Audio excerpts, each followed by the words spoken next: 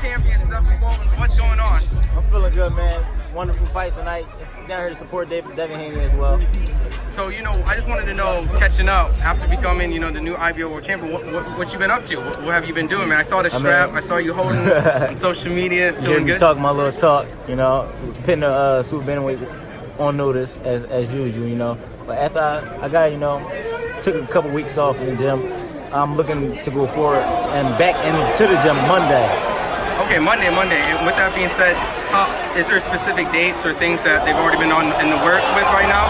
No, that's what we're working on now. So I'm just waiting to get that call again. So that's why I'm about to get back in the gym, start Monday, start back fresh, work my way back in, and just wait for that call. Like I said before, I want champions or someone who will lead me to those champions. As of what I know, when the new rankings come up, I will be ranked number 2 for the IBF and top 5 for the WBA. Anybody specific? Daniel Roman. He unified, so I want that. Emmanuel, of course, he has the WBO. WBC Ray Vargas has. I want that fight as well.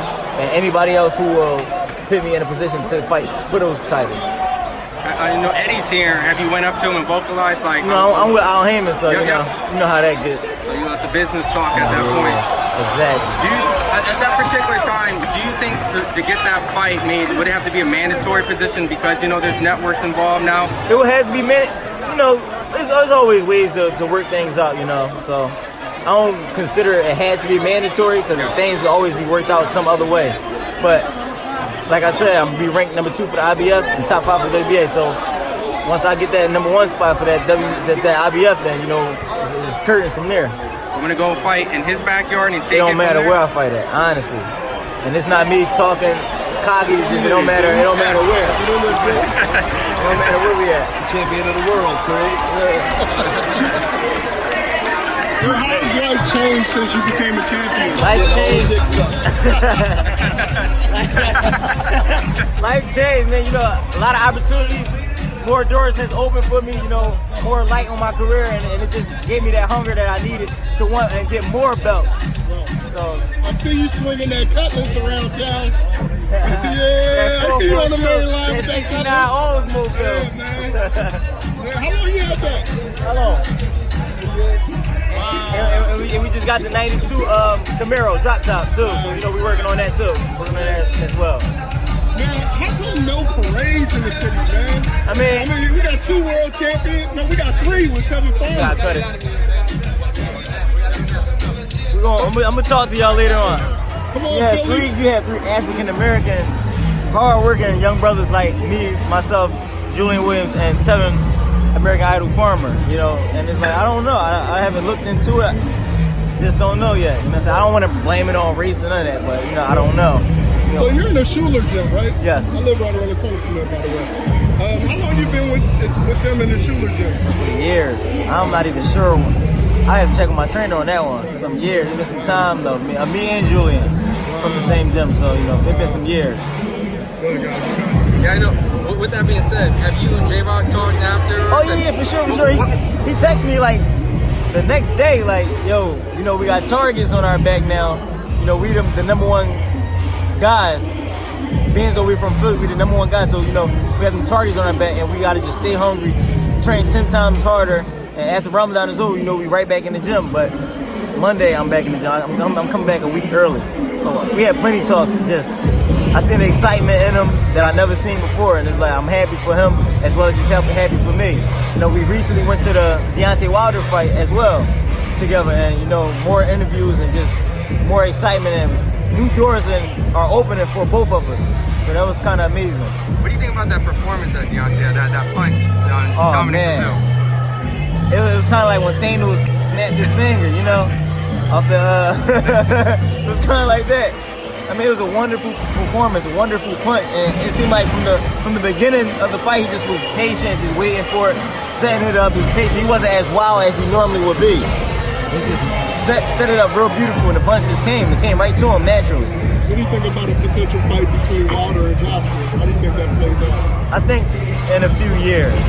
I think that fight will pan out how the Floyd and Pacquiao fight went. No. So you don't mind if a fight builds up over the course. I don't of really mind years. because I'm in the sport, and I'm anticipating my own fights. Now, if I was just a regular casual fan, then I would be like, yo, what's up, man? When they gonna fight? Like, come on, man, get this show started. But being as though I'm boxing, I anticipate myself first, and then I can anticipate the other big fights out there. Like I'm having your way. Who would you want to fight next? Danny Roman. Yeah, why? Because he has the IBF and the WBA, and I believe I can beat him. Well, I know I can beat him, so I would like to fight him. Danny Garcia, Mikey Garcia. How do you think that potential? Danny Garcia. Philly bias. Danny Garcia. It's so not too. even the bias. Yeah, I think so too. Nobody. You got to be in there with Danny to feel his power. Keith Thurman talked a lot, but he also ran, or I'm not gonna say ran. He also boxed. He respected the power. Respected the power. He boxed. So when you get in there with Danny, he'll make you respect that power. And I don't think Mike Garcia felt that type of power yet. Now, being so Errol Spence put a hell of an ass whooping on him, I still don't think he felt that type of Danny Garcia power that we know of. And can we elaborate more on that? Because, a lot of people said, like, Errol was allegedly the boogeyman in the division, punches real hard, but didn't stop Mikey. Would Danny Garcia be more likely the person, if there was a stoppage in the fight, it would be because of Danny's power, he might hit harder than Errol? Is that... I mean, styles make fights. Okay. And Danny's power, you gotta, I have somebody with me that sparred Danny, Yeah. So the power is just, his power is straight. Power is real. Yeah, the power is real. Power is real. Now, as far as the Errol Spence power, yeah. We all know he has power, but it's the way he set those punches up as well. Yeah. Errol has that power that eventually he'll break you the fuck down. Danny has that power where he catch you one time or just a clean, nice shot that you didn't see, you're going down, you wilding, or you just out cold. But I know other welterweights and everyone respect both their power, but Danny power is on another level. And I knew that from people I've been around with experience. I can't say my experience myself. Yeah. All right, Pacquiao Thurman. What do you think about that fight? I think Pacquiao, because he has more firepower. Thurman has that type of wild style, just slightly, and I'm starting to think he's dependent on that one punch a lot instead of just letting his hands go. And Pacquiao has power in both hands, and that comes with the speed. You see his legs the size of tree trunk, so the power is there. So I got Pacquiao on this one. By decision or stoppage? Decision. I don't think no one will get stopped this fight. But I could be wrong. It's boxing. Anything can happen. Now, you're close stablemates with Jaron. He shocked the world. What do you have to say about his mind frame going into that fight? Because everybody was counting him out, including me. I'll be honest. I didn't think he would do that. He knew like it was basically his last shot to really show the world what he had. What was his mindset like going into that fight? Honestly, his mindset was like kind of like you've been there before, you've been down before, you took that loss. So it was like you got the cameras, you have everybody around you. And it's like, man, I'm not even worried about that. My mind is focused on this one thing. I'm boxing everybody up, man. I've been there. I took that loss. I know how I feel. I don't want to lose again. And that was his mind concept. We in the same gym and we didn't even speak to each other majority of the training camp because we both was so in tuned in our fights coming up. It wasn't nothing personal. It's just that we knew we had a damn mission and an objective to complete. So his mind frame was just kill, not literally kill, but his mindset was just kill, win, defeat, still exactly capitalize off this moment and make it a done deal. And he came up and he showed up, and now he showed other people that you can always come back from one hell of a loss. And at that, everybody's treating him different now. Everybody's acting like that knockout never happened. And I love that he's gained his confidence back, and I love that he's showing the maturity level that he did when he did take that loss. He went in the shell. He felt bad. Got the way social media is to bash you. They keep you scroll on your timeline or whatever. You see that clip replaying. You got to deal with that. And it's like that's why the emotions that came out inside the ring came out, and now everybody see what other side of him that he's capable of doing. So. His whole mind concept was just win, kill, finish the job, and he capitalized off that moment. He did that. who would be a tougher fight for him? Tony Harrison or Jamel Charlo? Seeing the fact that they're fighting for the WBC strap, and obviously a unification fight would be great. Most likely Tony Harrison, and I say that because the kind of style he has, the laid back boxing type. It'll be a more technical fight. Because though Charlo applies the pressure, you can always smother those type of opponents, or you can easily box those type of opponents. But when you have a slick, not so slick, but you got a awkward, long, kind of boxy type of fighter in front of you, it'll be a chess match a little bit. So that's like first what? I had Charlo at first, but then as I started looking at it, he was tapping his head back, he was pushing his head back with that jab way too much. And, the Charlos, they some mean fighters. I like the Charlos, but they're mean fighters, and sometimes that meanness gets in the way of the objective. Their power gets in the way of their objective to capitalize off those moments and win. So maybe if they stop relying on their power so much and start getting a little bit more technical and showing their skill, they'd be unbeatable. Well, talk about another Philly fighter that we have coming up, Jaron Ennis. We don't want to leave him out of the equation. Oh, he's next up. And I believe a couple more fights, he definitely will be ready for the world champions or that top contender, that top tier level. But he's ready. He's more than ready. He's mentioned Errol Spence. Jaron Ennis, Errol Spence. Granted, he gets a couple fights and he gets suited for that fight. How would that fight play out?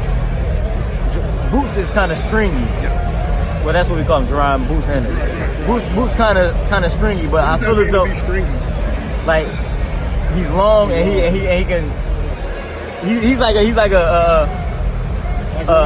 bigger like a bigger Purnell as far as like the punch, the exclusiveness. Like, y'all get what I'm trying to say. I'm messing up a little bit, but So I think he's still a little young.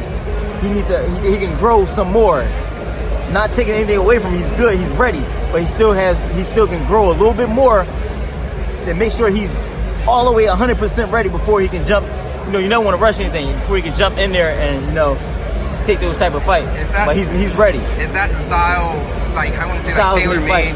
Exactly. So that's what I'm saying. Is that style more an advantage for someone to fight into Errol Spence? They're using that style like that?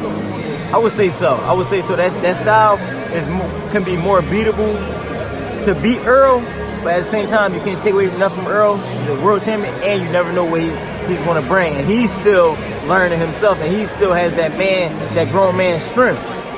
And you never know any fighter can bring something different out of another fighter. It's like that Mikey Garcia fight. Everybody thought, oh man, Mikey Garcia this and third. Earl backed him up majority of the whole fight. Mikey barely threw a punch. Styles made fights.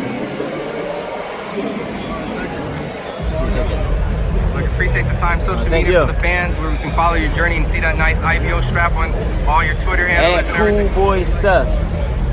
Cool Boy Stuff. COOLBOYSTEPH. Cool Boy Stuff. If you enjoyed the video, feel free to hit the like, subscribe, and share. As always, if you want to support us to the next level, head over to the patreon.com/ThaBoxingVoice. We have tons of exclusive from Border Wars, Entitled, betting shows, the list goes on and on and on. But in addition to that, if you guys have questions for fighters, trainers, and promoters, this is where you can submit them. We will run out, get these questions answered, and put it back on the show just for you guys. Appreciate it.